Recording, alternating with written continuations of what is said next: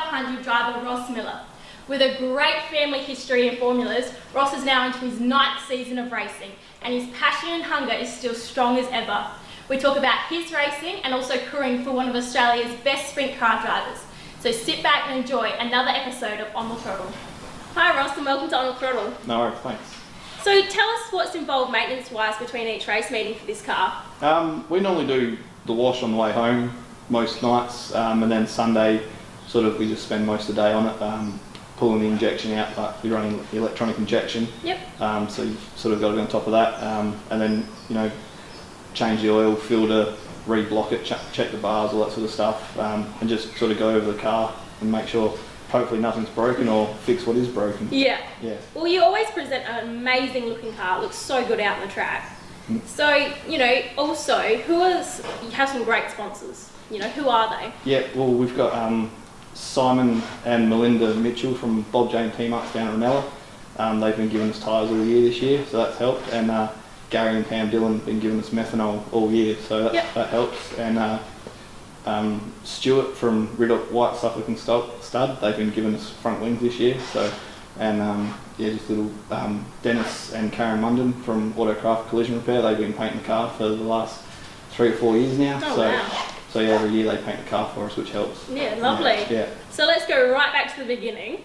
How did you actually get involved in Speedway? My grandfather actually raced up in Broken Hill. So, growing up, he was racing up at Murray Bridge. So, he was my idol back then, and still is. And so, just always been around racing and that sort of stuff. We couldn't afford to go down the go-kart path, which, wanted to, but so we just took up racing BMX. Had a couple of cousins that raced BMX, so got into it from that, and spent 15 years racing BMX around the country. So was it always going to be Formula 500s for you? Yeah, well, when I started racing, definitely want to be in the formulas, but now we've been in the formulas for a couple of years now. Would love to move up into a sprint car. Don't think I'll ever make it to a 410, but a 360 would do the job. Yeah, definitely. So tell us about your season this year. How have you been going? Been going okay. There's room for improvement. We've started the year off pretty well. We came 3rd at the first race of the year at Murray Bridge. It was pretty good.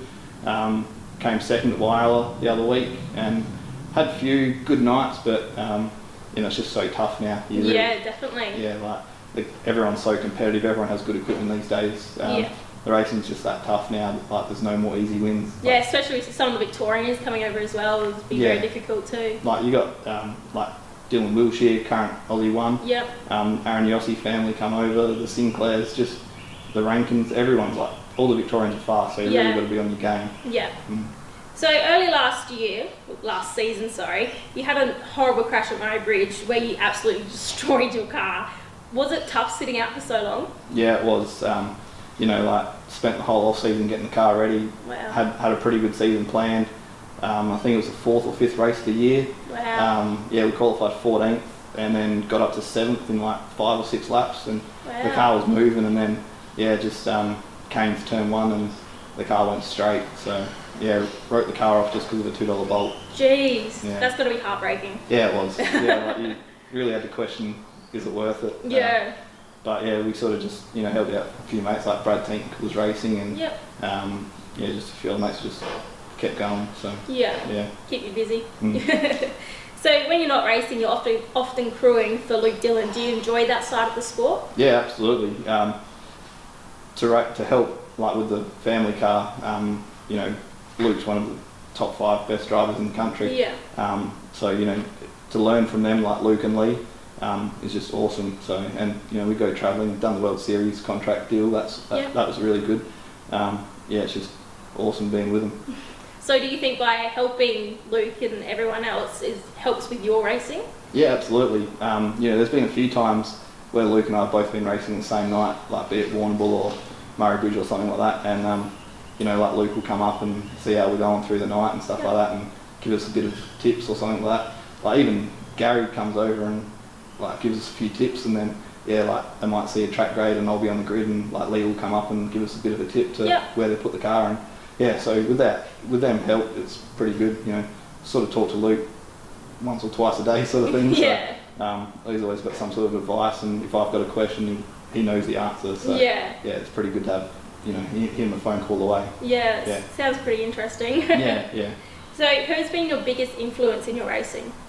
Probably Luke and Lee. Yeah. Like, we've been racing with them for probably 4 or 5 years now. Pretty constant and like racing at the big events. They've always been helpful and whatnot. Yep. And then obviously like Gary Dillon, he was a pretty good steerer back in the day. Yep. So they've probably been a huge help in the last couple of years. So, yeah. What are your plans for the rest of the season? Are you travelling or anything? Well, mainly just focusing on like the state series. Yep. We're coming third at the moment, and we've got 2 rounds to go. So see what happens there. But we just don't really have the finances to go travelling to Victoria every weekend like some other teams do. So just focusing on South Australia this year and see what happens. And who knows, maybe 360 in the next couple of years, maybe. Sounds exciting. Yeah. So if you weren't racing, what would you be doing? Probably be racing BMX still. We raced that for 15 years and won a couple of national titles. Yep. And then when I retired from racing, I was coaching a team to try and give back to the sport what I didn't have when I was starting out. And probably just be racing BMX still. So, wow. Do you miss it at all? Not at all.